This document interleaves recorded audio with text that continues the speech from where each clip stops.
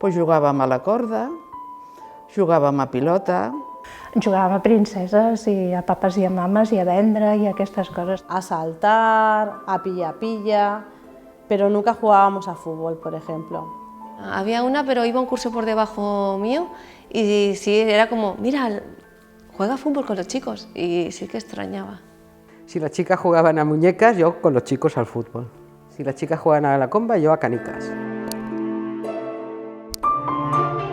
Hi havia dies que era no, només m'ajunto amb les meves amigues i els nois ni caso. I els nens jugaven a la plaça i normalment no ens hi barrejàvem perquè sortíem rebent. Son brutos, no queremos jugar con ellos. Eren brutotes i no tenien manies i si costaven gaire la cosa no anava bé. A mi m'agradava fer carreres perquè era molt ràpida i sí que li feia carreres als nens, no? Una mica per dir, doncs jo corro més que tu. Pues estaba con una primita que tienen más o menos, ¿no? Estaban viendo la tele. Yo me pido eso, y salía algo que supuestamente era para niños y nadie les ha dicho nada. Y decía, ah, no, porque eso es de niños. Y yo me quedé, digo, pero bueno, ¿cómo saben ellas? I també la pressió de la família, no? Perquè jo recordo, no sé, el meu cosí volia jugar amb nines i la meva tieta li deia que no, que això era de nenes. O amb el meu germà, per exemple, ell sempre demanava el Saxiosman, que jo el agafava després per jugar amb les Barbies, però era com, i ell me deia, no, Saxiosman son míos y las Barbies son tuyas, no se pueden juntar.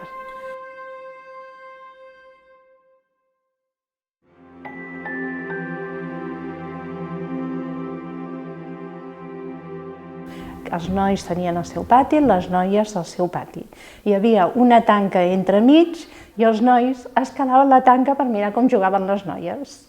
A l'hora del pati la senyoreta ja se n'encarregava que juguéssim separats, els nois a pilota i les nenes a saltar cordes, cosetes així com més tranquil·les. No m'agradava gens anar-hi perquè pagaven molt. Jo, personalment, aquí, amb 10 anys, vaig començar a anar a col·legi de Granollers, vaig fer comerç, i allò era una acadèmia, i sí que era mixta. Allà anàvem nois i noies, sèiem com a l'església, els nois a una banda, les noies a l'altra. Feies puericultura, feies corte i confecció, feies... Economia domèstica, perquè les dones havíem d'estar ben preparades amb això. Que és el que toca. La dona havia de tenir els nanos ben cuidats i ben monos per quan arribava el marit al vespre que ell estés tranquil. Doncs això, ser una bona dona, com organitzar una casa, com organitzar l'economia, sobretot quan arribi un marit que tens les espardenyes a punt. I la dona s'havia de maquillar, també, per rebre el marit, perquè, clar, llavors era el reposo del guerrero. I els nois, els meus germans, preparar-los per anar a fer la mili, per vingar la guerra, les escopetes, o d'allò.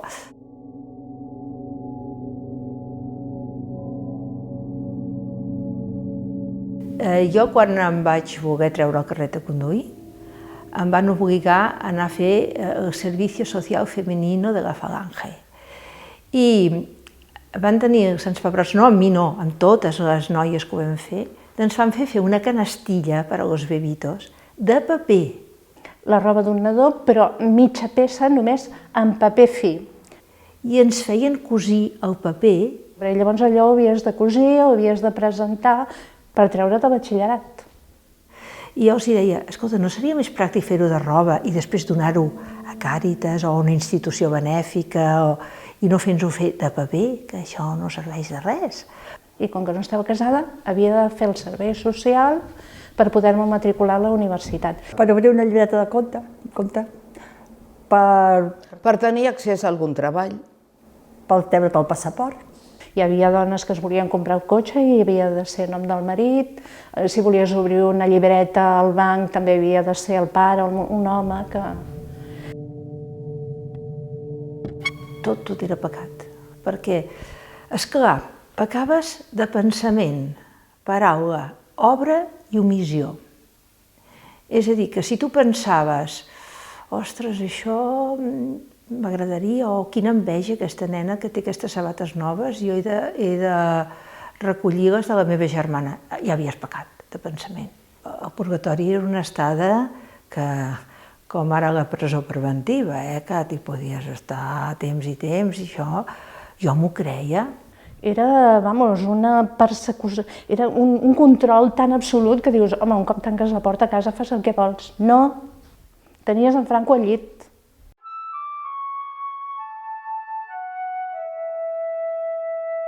Sí que era normal fer política, es feia a la clandestinitat, però es feia i tant, i moltes noies. Allà hi havia molta paritat, sí. Hi havia coses que tu mateixa ja te les suponies. No fa gaire, parlant de la caputxinada, les dones de la caputxinada diuen que elles van assumir amb tota la naturalitat que s'havien de cuidar de la intendència. Jo no era ni a la caputxinada ni al maig del 68, que tothom va ser-hi, no? El maig del 68 en si, clar, va anar canviant la vida de tothom i la dona es va poder-la valoritzar més. Va ser una porta al món, no? Perquè aquí estàvem amb el dictador. Després també et diré jo que el 74 me'n vaig anar a viure a Eivissa. Si això, allà hi havia anglesos, francesos, italians, alemanys que anaven, que venien, que feien diferents... I això, vulguis que no, et va fent canviar el cap, la idea i la manera de ser. Era tot plegat, molt diferent. En pocs anys va haver-hi un canvi important, tot i que a les 10 havies de ser a casa.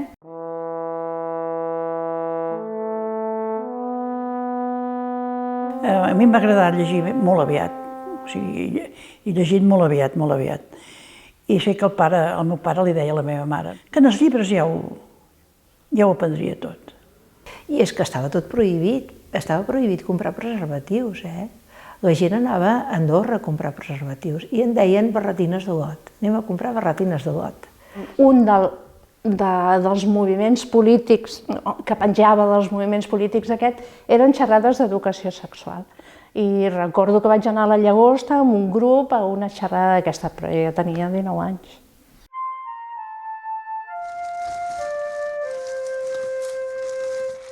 I jo sé que quan em va venir, la meva mare em va dir, tu ja saps el que és, oi? I vaig dir, sí, i ja està. Que tingués cuidado amb els nois. Sempre algun noi jove et diu alguna cosa, i jo anava espantada pel carrer. I llavors la mare el que et deia, no et deixis tocar per cap noi. I aquí s'acabava tota l'educació sexual que havies de tenir. Sí, la mare ens ho va explicar. Ens va dir, no vull que tingueu l'ensurt que vaig tenir jo, perquè a mi no m'ho va explicar ningú i un dia em vaig trobar les calcetes tacades de sang i em vaig pensar que em moria. I vaig sortir corrents de l'escola i vaig estar tot el camí corrent, mare, em moro, em moro, em moro. I quan vaig arribar a casa, la meva mare, flash, flash. I em va sobtar molt i em va fer moltíssima ràbia que la meva mare em digués «Ai, hija, pues ahora hay que tener mucho cuidadico». Clar, jo em vaig quedar així com... no sabia a què s'estava referint. Pero fue muy gracioso porque cuando tuve la regla, mi madre me dijo, ahora ya no te puedes acostar con hombres. ¡Toma! Digo, ¡hostias! Y claro, de ahí viene, pues me acuesto con mujeres. Había muchos mitos, que si no podías tomar helado, que si no podías ducharte, que si no podías, no sé, una serie de cosas que después vas descubriendo que son absurdas. Y recuerdo que era, o sea, estabas a la clase y era como si fueses a hacer una misión, cambiarte la compresa, era una misión. Agafabas la compresa sense que ningú te veiera, te l'esconies a la màniga i puc anar al lavabo, sisplau? Y nada más a cambiar la compresa, ¿no? De decir, ¿y para qué me tengo que esconder si no estoy haciendo nada malo?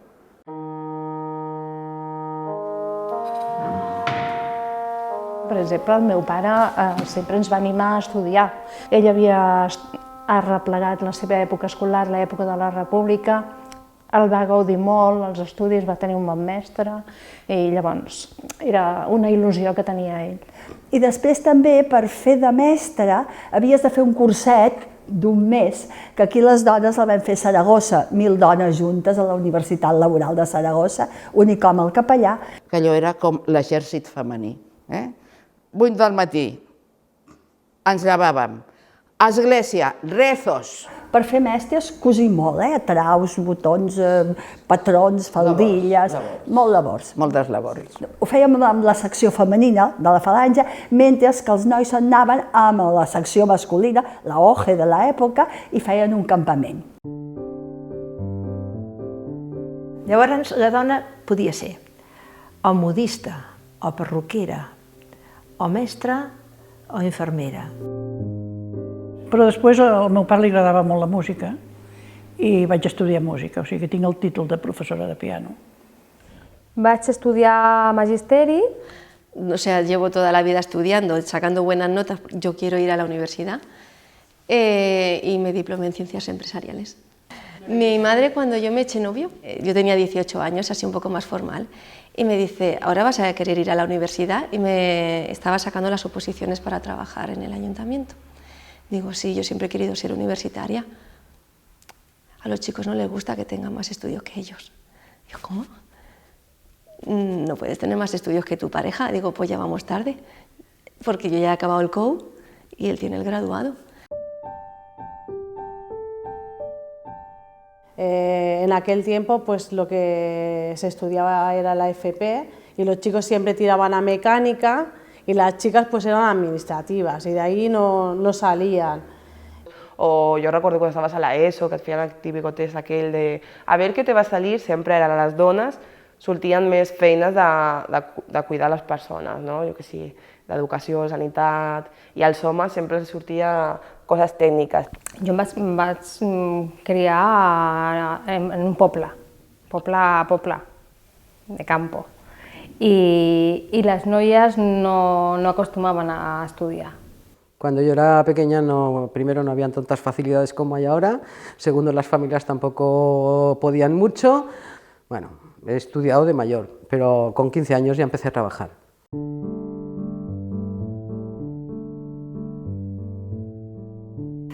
Llavors, com que tenia la meva padrina de bateig, també era infermera, i em va dir, mira, que no et faltarà mai la feina d'infermera, mai et faltarà. Tu tindràs la teva feina, el teu sou i la teva independència. I això em va agradar molt. I vaig fer de totes perquè a casa meva em deixessin estudiar. Ella i jo ja vam fer la carrera juntes, allà ens vam conèixer, les primeres escoles les vam fer juntes també, i el fet de treballar cada dia, de guanyar un sou, de sortir, d'anar, de tenir criatures i seguir treballant, és tot un què. Las chicas, bueno, la única opción que había era ser o secretaria, bueno, oficinista o dependienta en una tienda. Mi primer trabajo, oficinista, o sea, contable, auxiliar administrativa y después contable, en una empresa de aquí de Montornès. Y ahí estuve hasta que ingresé en la policía. Vamos a ver, a ellos se les supone el valor, ¿vale? Y esto lo leí yo en la cartilla militar de mis hermanos. Valor se les supone. O sea, a mí no se me suponía ningún valor. Yo tenía que demostrarlo diariamente.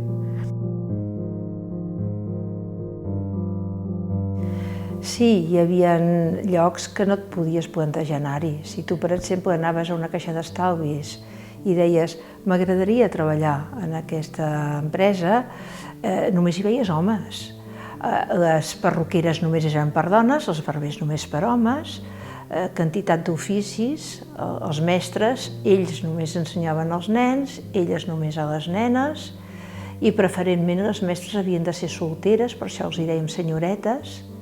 Sí que es verdad que cuando yo llegué al ayuntamiento, los técnicos, el secretario, el tesorero, el interventor eran todos hombres. Y ahora esto está totalmente cambiado. Hay mujeres arquitectos, tenemos interventora, secretària. També estic molt contenta que la meva professió s'ha normalitzat i també hi ha llevadors homes. Lo que pasa es que es injusto que si mi compañero y yo estamos los dos haciendo un mismo trabajo, ¿por qué yo tengo que cobrar menos por el hecho de ser mujer? Es que es una injusticia. Mira, som d'un col·lectiu, perquè som mestres, que guanyem, si no ho modifiquen, sempre han guanyat el mateix sou, homes i dones.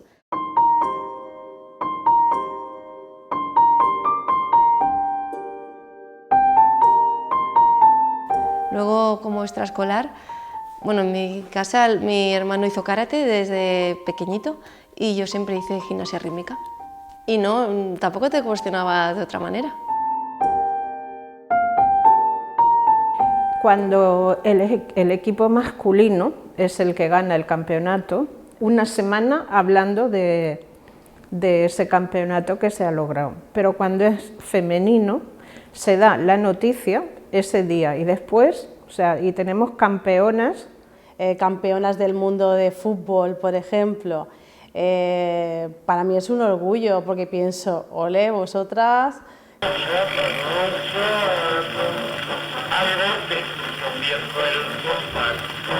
I jugaven que quan veiessin no ens arrambessin massa, i tant que sí.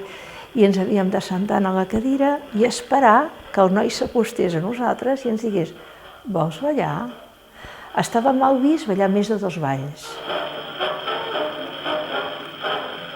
Jo no vaig tenir experiència d'anar a una sala de ball, perquè feien guateques entre els amics.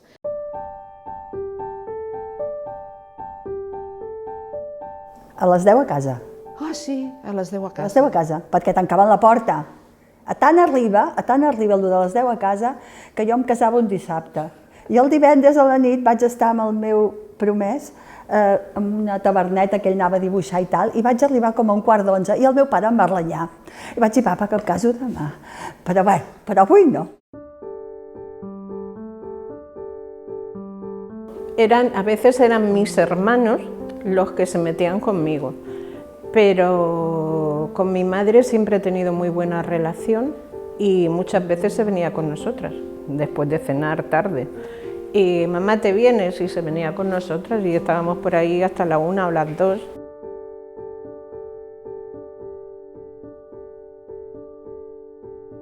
Prohibido total. O sea, yo he salido poquísimo. No era habitual tampoco ya a mi edad que te lo prohibieran tanto, ¿eh? Tengo que decir que era una excepción y siempre me decían, pues no sé quién no sale ya, pero es que las otras 25 sí. Pues antes se tenía la creencia de que por las noches terrible, pero además si eras mujer, vamos, es que no salías. A los hombres pues todavía, porque tenían que ennoviarse, pero las mujeres no. Clar, el meu germà era com, bueno, jo salgo viernes, sábado. Doncs jo no, jo només un dia a la setmana. Sí que es verdad que les decía, pero no lo entiendo por qué no me dejáis salir. Y me enfadaba y me iba a mi habitación y ya podía llorar y no salía. Y mi madre, ahora viéndolo con perspectiva, dice, bueno, quizás sí que es verdad que nos pasamos, pero no es que no confiáramos en ti, es que no confiábamos en los demás. Ya, pero es que a mí me falta una parte de mi vida. Hasta que, bueno, pues hubo una discusión, un cambio de criterios entre mis padres y yo. Y entonces, bueno, pues ya... Yo digamos que abrí la puerta a mis 2 hermanos detrás que venían. Si lo pusiste es fácil. Te enfadabas, pero no iba más allá de tu enfado y tu frustración. Si lo pusiste es fácil. ¿No salías? Pues no salías. Seguías sacando buenas notas, siendo responsable y siendo una buena niña. ¿Qué quieres que cambie? Pues és veritat. Els meus pares mai m'han prohibit sortir de festa. De fet, molt poques vegades m'han dit això, no. O sigui, perquè sabien que si me iban a decir que no, lo iba a hacer. Mi sobrina, que tiene 21 años, sale cuando, como quiere y viste extremada y está guapísima y no hay ningún impedimento por parte de sus padres, ¿eh? Yo pienso que las chicas se tienen que divertir lo mismo que los chicos. Con quien quieran y cuando quieran.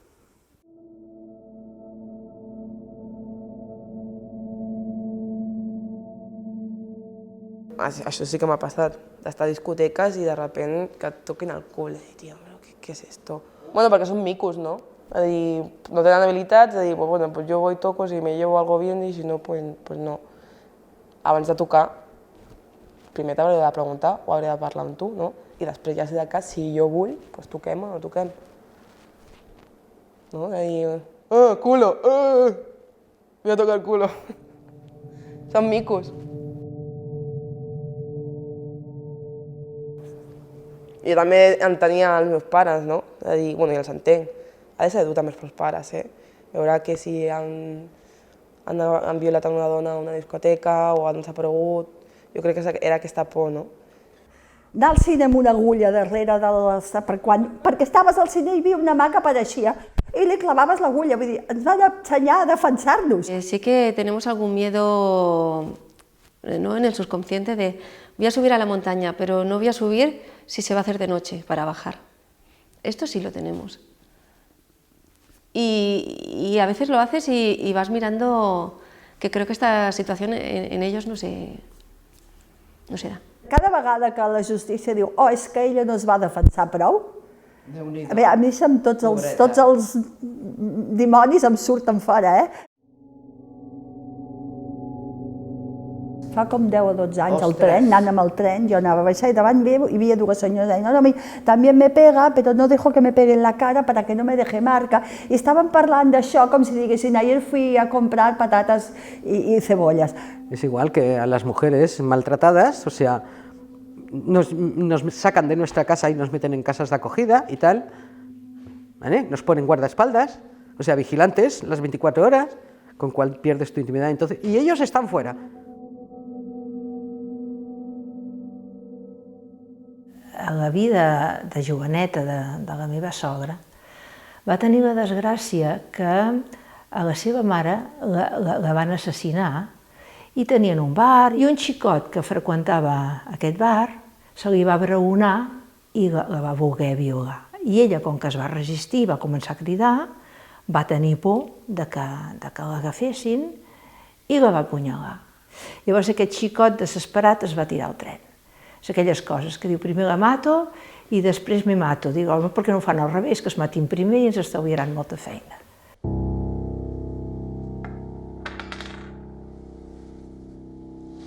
O sea, culturalmente está bien visto que un hombre pueda ser promiscuo, pero una mujer, mal dicho, se considera una puta. Y en este sentido las jóvenes, bueno, pues lo tienen muy claro. Vamos a ver, porque eres más machito tú porque salgas con 20.000 mujeres. Pues yo soy tan mujercita para salir con 20.000 hombres. Los padres te vienen impuestos y los hermanos igual. Lo único que tú eliges en esta vida es tu pareja. Lo único. I sobretot encara l'amor romàntic continua molt present, no? De dir, vindrà el meu novi, el meu home, o com queramos llamarlo, a salvar-me i ell acabarà tenint la solució. Sí, fins i tot per anar a missa era costum que els nois anaven a un costat i les noies a un altre, perquè fins i tot anar a missa amb el teu xicot podies tenir mals pensaments, pecat de pensamiento. Sí, las traían a casa porque entonces se hacía la pedida y todo, cuidado. Iban los padres a pedir a la novia y todas esas cosas.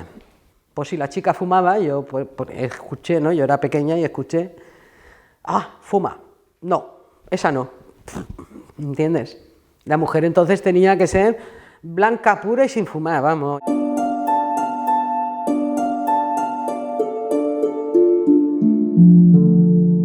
Mi bisabuela tuvo a mi abuela con 19, mi abuela tuvo a mi madre con 18, mi madre me tuvo a mí con 18 también, y ellas se tenían que casar jóvenes y tener hijos jóvenes.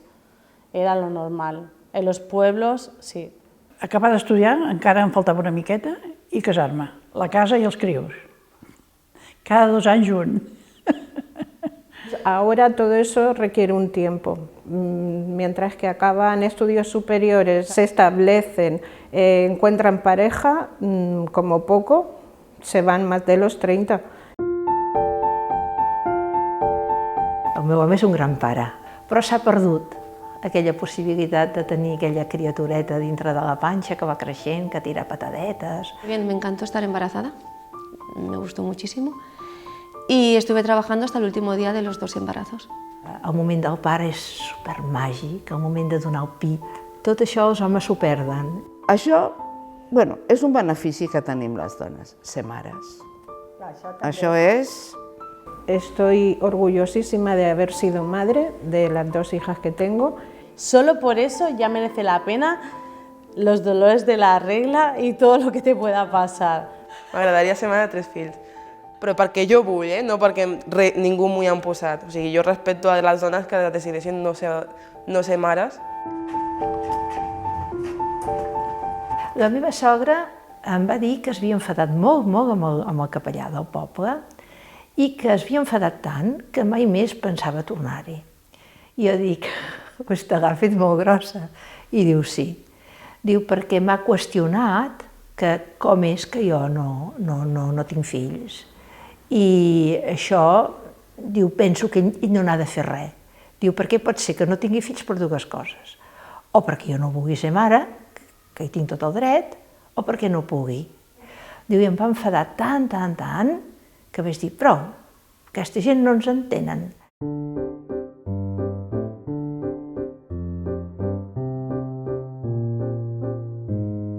Som 3 germanes i 2 germans, i els germans estaven alliberats de tot. Deien, feu els llits dels germans, i dic, oi, però ells no tenen cap minusvalia, poden fer ells el llit. Que deia, ostres, i les meves germanes també protestaven, allò que deies, ai, ens sembla que ens prenen el pèl. Mi madre muy machista y mi padre también. Pasa que ya como mi madre era machista, él no hacía falta que dijera nada. Entonces yo tenía que a lo mejor recoger la habitación, tenía que hacer la comida si ellos no estaban para cuando llegaran, yo no podía salir. Y cuando yo preguntaba, ¿pero esto por qué? Dice, porque eres una chica.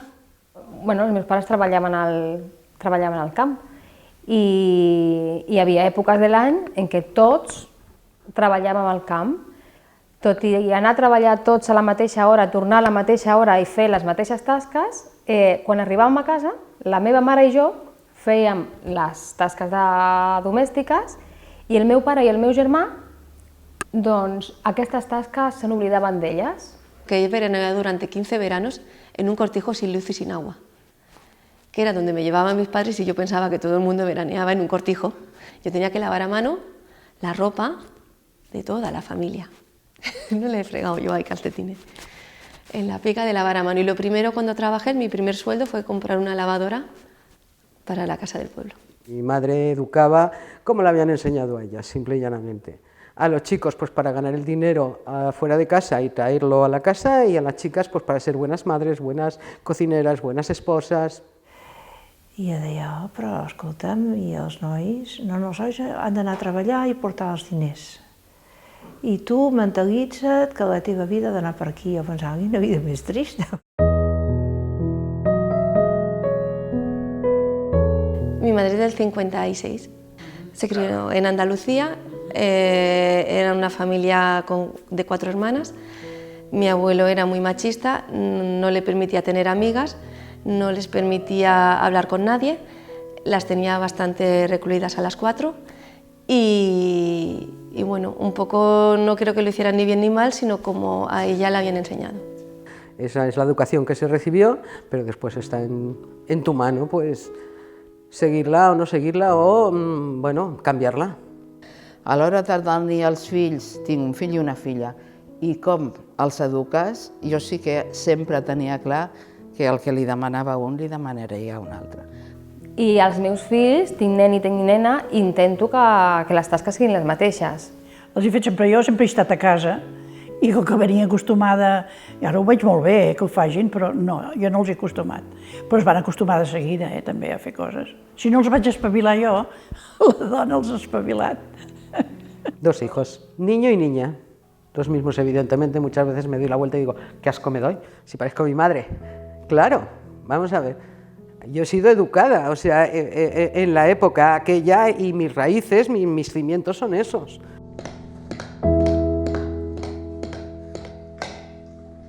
En casa lo hacemos a la par, o sea, no cuestionamos quién pone la lavadora, primero que se encuentra el cubo lleno.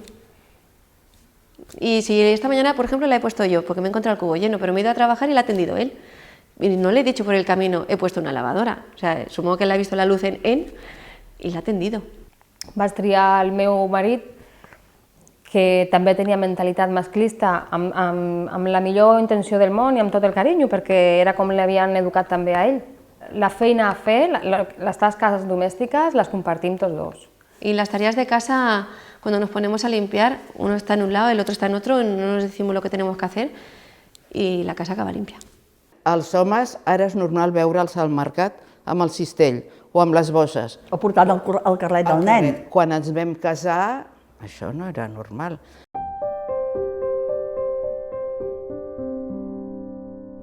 Preocupant no és, perquè avui en dia als instituts es fa molta feina d'informació i de tallers per treballar aquestes històries. Que torni a rebrotar el masclisme als instituts, ¿qué está pasando? Sí, me sorprende. Creo que justo estamos en una generación que quizás somos ni machistas como nuestros padres, ni como la generación que está viniendo, porque me sorprenden mucho los documentales que veo. I ara aquestes noies jovenetes que venen ara, les veig molt dependents d'algú que els diu el noviete, i les noies, ai, com que es deixen, perquè sembla que així se les estimen més. I amb això em fa tanta pena que hem fet un pas enrere brutal, que fins que no ens tornem a posar les piles i tornem a dir, escolta'm, però què m'estàs dient?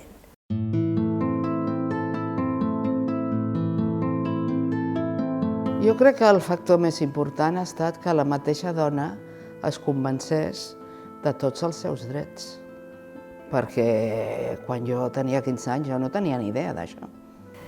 És que les dones ens anàvem empoderant i anàvem dient jo tinc dret a decidir sobre el que vull, sobre el meu cos. Yo creo que se ha hecho bastante, porque afortunadamente no estamos como hace muy pocos años atrás, pero queda muchísimo por hacer. Pero yo creo que las que más nos tenemos que empeñar en que sea el cambio somos nosotras, las mujeres.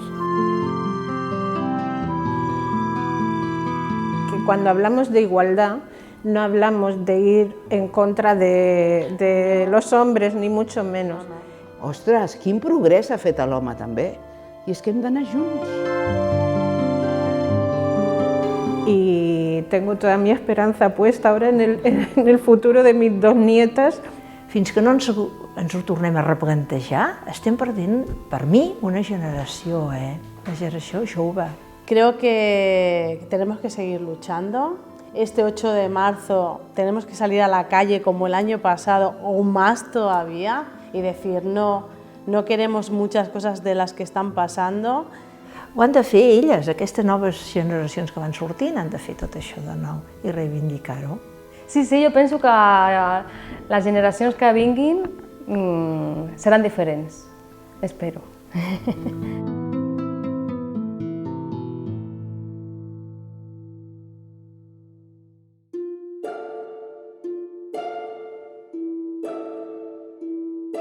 Porque la mujer ahora, afortunadamente, pues tiene otras perspectivas de vida i de futuro i a nivell personal.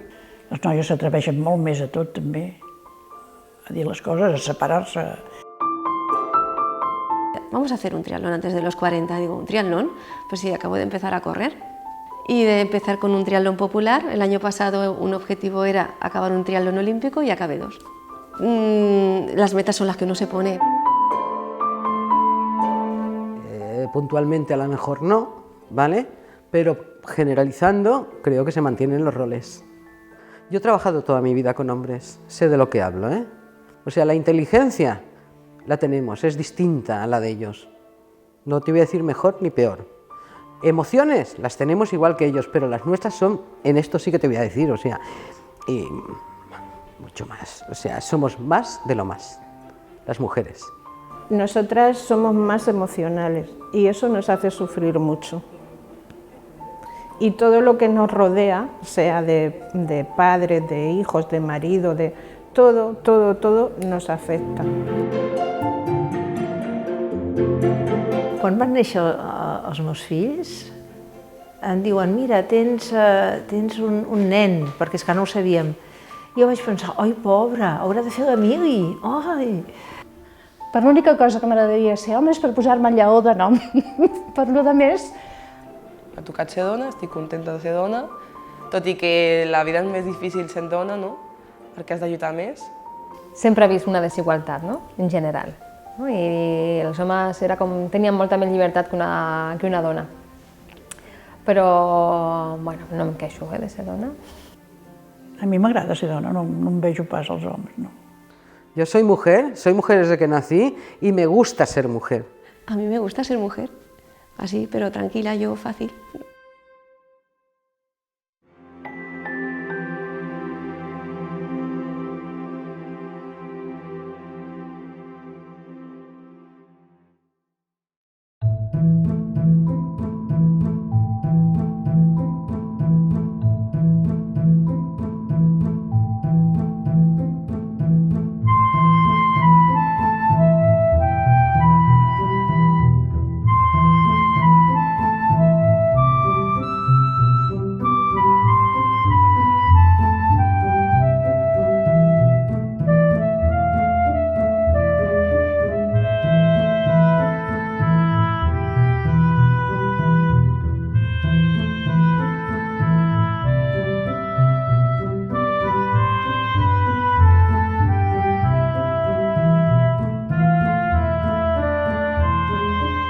¿Todo eso se ha grabado? No, eso, pero lo quita, ¿eh? Y me he liado otra vez. ¿Qué te parece? ¡Corten!